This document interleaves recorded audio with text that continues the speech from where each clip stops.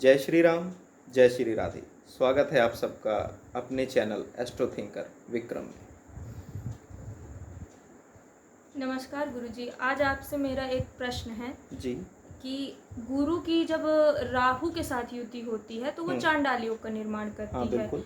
तो मैं बस यही जानना चाहती हूँ कि ये हर एक हाउस में किस प्रकार का इफेक्ट दिखाती है और किस प्रकार से, जैसे 7th हाउस में इसका इम्पैक्ट बहुत ज़्यादा देखा गया क्रूर, तो वो क्यों और किस प्रकार से है, इस चीज़ की जानकारी थोड़ी सी अगर हमें दी जाए तो। जी बिल्कुल। सबसे पहले तो मैं आपको बताना चाहूँगा कि आपको गुरु और राहु के जो कारकत्व हैं उनको समझना पड़ेगा कि गुरु क्या करते हैं और राहु क्या करते हैं। जब आप इन दोनों को अच्छे से समझ लेंगे तो आप अपने आप सेट कर लेंगे कि यह कैसा परिणाम देगा। अब आप क्या जानते हैं गुरु ग्रह के बारे में? गुरु ग्रह के बारे में तो क्यों ज्ञान का कारक है। हाँ जी बिल्कुल सही। और गुरु ग्रह विवेक का भी कारक है, गुरु ग्रह भाग्य का भी कारक है, गुरु ग्रह शिक्षा का भी कारक है, गुरु ग्रह इंटेलिजेंस है। गुरु एक ऐसा ग्रह है जो सही और गलत आपको बताता है, जिसे हम विवेक कहते हैं। बुध और गुरु में दो डिफरेंस होते हैं। बुद्धि का कारक, इंटेलिजेंस का बेसिक कारक बुध को माना जाता है, लॉजिक का कारक। लेकिन लॉजिक के ऊपर जब हमें सही और गलत के बीच में जो फर्क करना होता है, जिसे एक नीट एंड क्लीन समझ में आता हो, उस व्यक्ति का गुरु ग्रह स्ट्रांग होता है। तो ये गुरु को समझिए आप।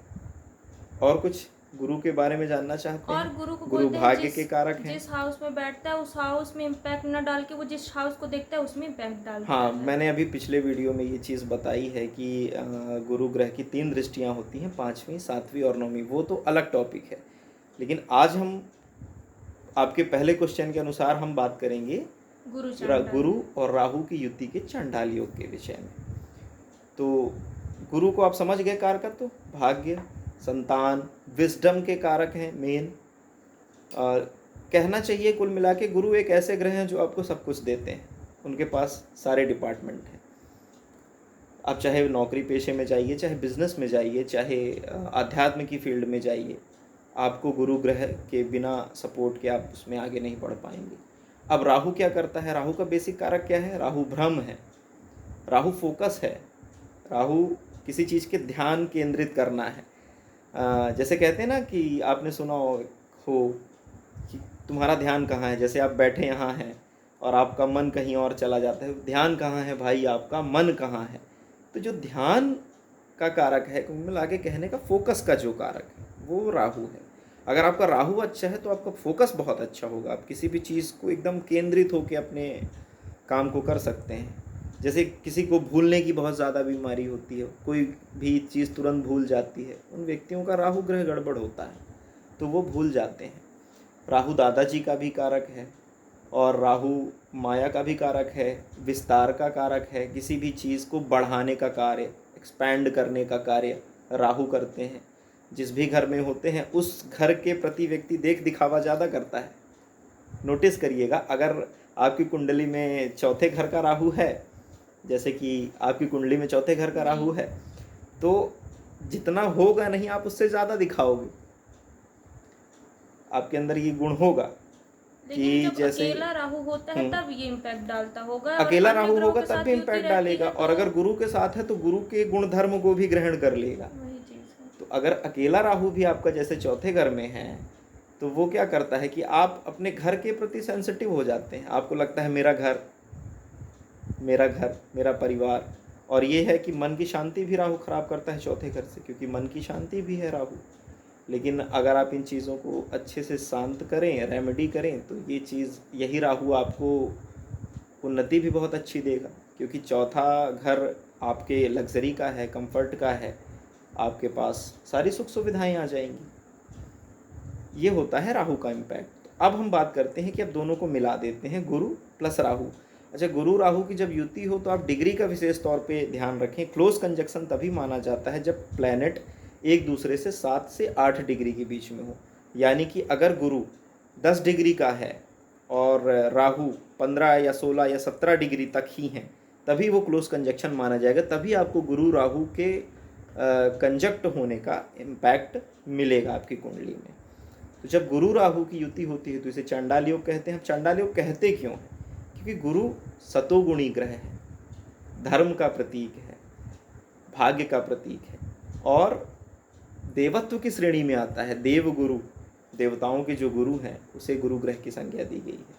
और जो राहु हैं वो कौन है? राक्षस है, तमोगुणी है।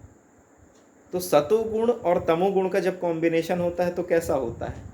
एक व्यक्ति है बहुत शांत है गुरु, और एक व्यक्ति है जो बहुत उपद्रवी है। आपको पता होगा कि अमृत की जो कहानी है कि राहु का गला, आधा राहु केतु, हिस्सा था हाँ, जो सर वाला पोर्शन सर हुआ वाला राहु जो का पोर्शन, हुआ, और वो जो हुआ तो हाँ, केतु का तो है। जो सर वाला पोर्शन है उसके पास बहुत माइंड है, बहुत लॉजिक है, बहुत तेज बुद्धि है उसके पास, और तमोगुणी बुद्धि है। वो कभी भी कुछ भी किसी के लिए कर सकता है। वो अपना कार्य करवाने के लिए साम दाम दंड भेद सब कुछ अपनाएगा, पर गुरु कभी अपना कार्य करवाने के लिए साम दाम दंड भेद नहीं अपनाएंगे। वो इसी सात्विक वजह तरीके से नाम चलेंगे। चांडाल योग दिया गया है अब इसका। गुरु को झूठ बोलना पसंद नहीं है, लेकिन राहु बिना झूठ बोले रह नहीं सकता। अगर आपके लग्न में राहु बैठा है तो आप बिना झूठ बोले रह नहीं सकते। आप अपना फ़ायदा पहले सोचेंगे, बाद में दूसरे का फ़ायदा हो या ना हो आपको कोई दिक्कत नहीं होगी। लेकिन अगर गुरु है तो वो दूसरे का फ़ायदा भी पहले सोच सकता है कि हमारे साथ दूसरे का भी भला हो। राहु के अंदर ये चीज़ थोड़ा कम होती है, क्यों? दैत्य प्रवृत्ति का ग्रह है, तमोगुणी है, ठीक है।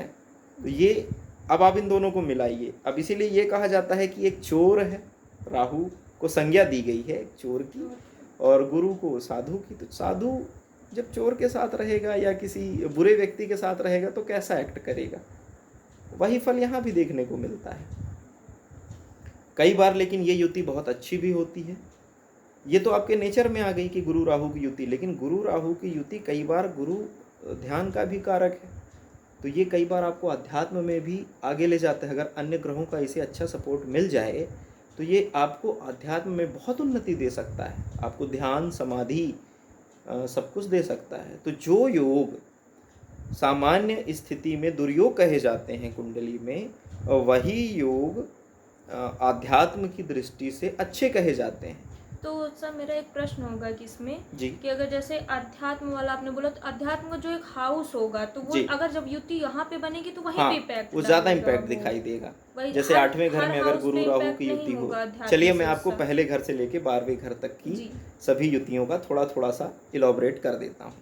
अगर पहले घर में गुरु राहु की युति होगी तो ये व्यक्ति को बढ़ाने का कार्य करते हैं। पहला घर हमारा ब्रेन है, हमारा मस्तिष्क है, तो राहु ब्रेन को कैप्चर करते हैं यहाँ पे। और कई बार अगर राहु ज़्यादा मजबूत हो जाएं तो राहु अपने जैसा एक्ट करेंगे, और गुरु ज़्यादा मजबूत हो जाएं तो गुरु अपने जैसा एक्ट करेंगे। जो भी मजबूत होगा वो दूसरे ग्रह को अपने अंडर में ले लेगा। उस हिसाब से आप काम करें। जैसे गुरु पहले घर में होंगे तो आपको ज्ञान देंगे, आप बहुत व्यक्ति जो होंगे वो दयावान होंगे, करुणावान होंगे, आपके अंदर इमोशंस ज़्यादा होंगे।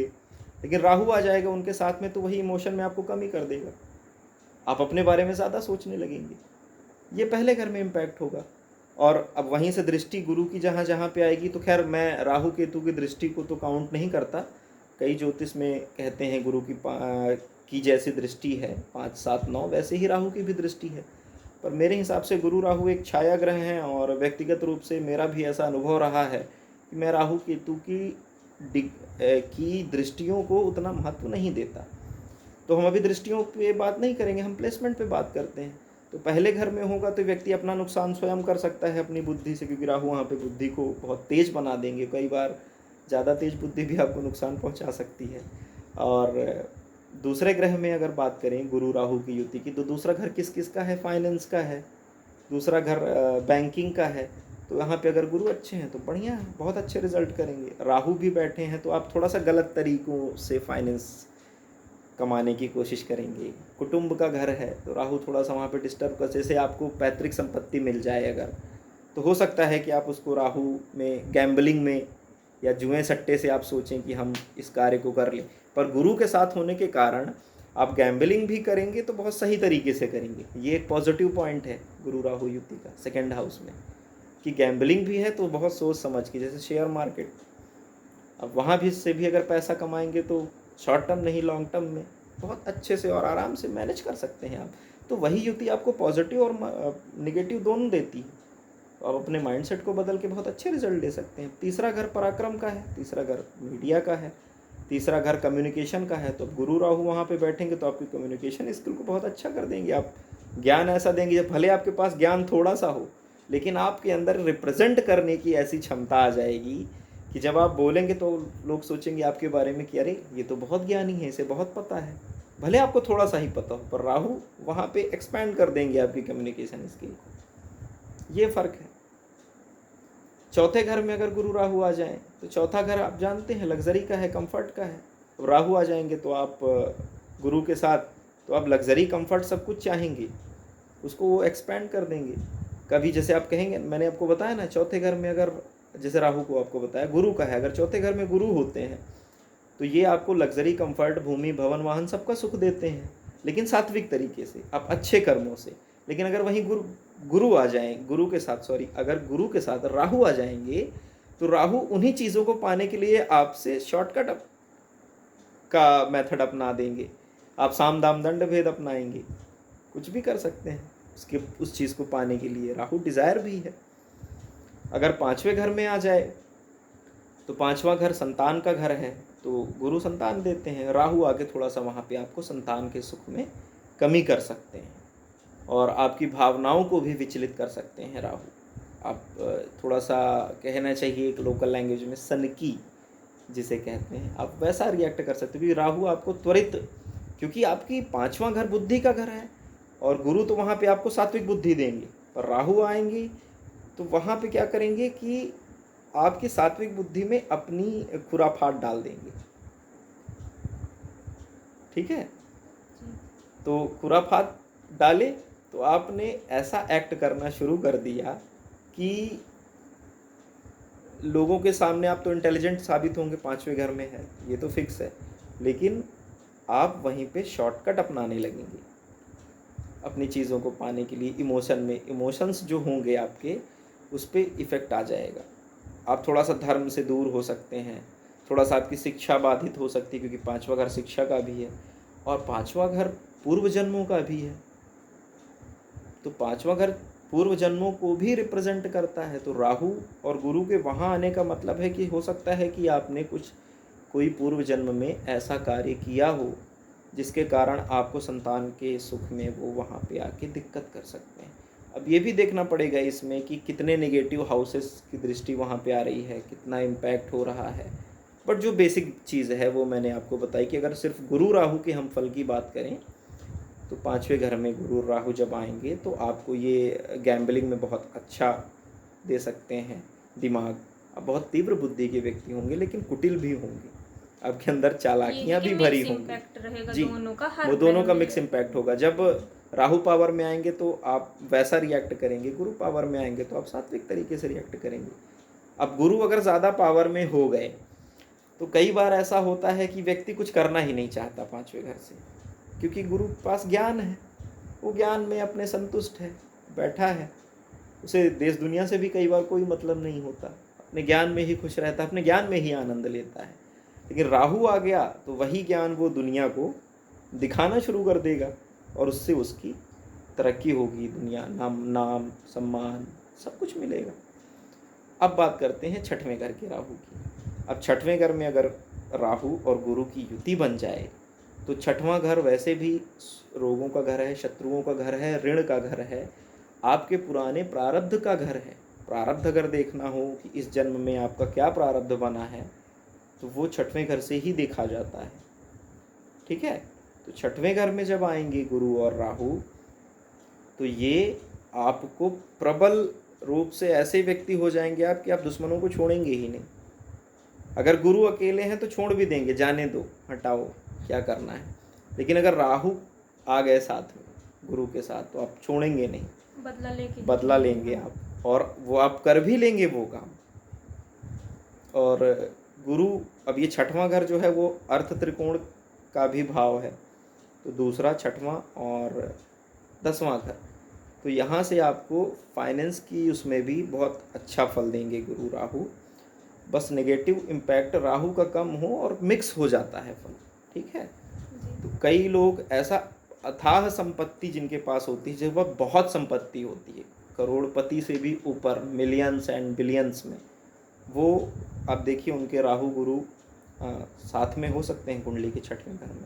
हाँ, ये थोड़ा सा रोग भी देते हैं, छठवां घर रोग का भी घर है। तो जब गुरु और राहु में रोग का इम्पैक्ट आएगा तो लीवर की प्रॉब्लम आपको गुरु देते हैं, पेट संबंधी समस्या गुरु देते हैं, है ना, कोलेस्ट्रॉल की प्रॉब्लम आपको गुरु देते हैं। तो ये प्रॉब्लम देंगे। अब राहु क्या करेंगे, यहाँ पे आके उसी में कफ और वात का भी रोग आपको दे देंगे। राहु उसी चीज़ को बढ़ाएंगे, क्योंकि शनि जैसा राहु फल करते हैं। तो वही चीज़ अगर आपको बीमारी 1 महीने के लिए आनी थी तो राहु के प्रभाव से 2 महीने के लिए आ जाएगी। और आपको पता, अच्छा हाँ, बहुत अच्छी चीज़ छठवें घर से राहु की है कि राहु जब छठे घर में होते हैं तो व्यक्ति को जो बीमारी होती है वो उसे पता ही नहीं चलती। आप कई डॉक्टरों के चेकअप कराइए, आपको बीमारी पकड़ में ही नहीं आएगी और आप अपने आप को ठीक महसूस नहीं करेंगे। आपकी सारी रिपोर्ट्स नॉर्मल आएंगी, डॉक्टर कहेगा आपको कुछ भी नहीं है, लेकिन फिर भी आपको पता है कि आप बीमार हैं। यहाँ पे राहु का रोल आता है। अब राहु गुरु के साथ बैठेंगे तो गुरु से संबंधी जो बीमारियां हैं वो भी दे देंगे। ठीक है जी। और जब गुरु से संबंधी बीमारियां देंगे तो बस उस कंडीशन में व्यक्ति को सिर्फ गुरु और राहु की रेमेडी कर लेनी चाहिए। राहु का जाप करें, गुरु का जाप करें, भगवान विष्णु की पूजा करें, भगवान शिव की पूजा करें। छठवें घर की सबसे अच्छी रेमेडी यही है अगर आपको रोगों से बचना है। लेकिन यहाँ पे गुरु और राहु की युति आपको धनाढ्य बनाती है। आप धन बहुत अच्छा कमा सकते हैं और कई गुना। हाँ, एक टाइम फ्रेज होता है, संघर्ष देंगे, ये ज़रूर है। छठवां घर संघर्ष का घर है, तो वहाँ पे गुरु जाएंगे तो संघर्ष आपसे बहुत कराएंगे। लेकिन अगर राहु का इम्पैक्ट है तो आपको वो चीज़ बहुत जल्दी भी दे सकते हैं। राहु 4 चांद भी लगाते हैं आपकी किस्मत में। तो अब देखना पड़ेगा कुंडली के चार्ट एनालिसिस के हिसाब से कि किस राशि में है, किन हाउसेस के इफेक्ट आ रहे हैं, तब हम ये चीज़ करेंगे। ठीक है, तो आज हम छठवें घर तक की चर्चा करते हैं, फिर अगले वीडियो में हम 7वें से 12वें घर की चर्चा करेंगे। नमस्कार। जय श्री राम, जय श्री राम।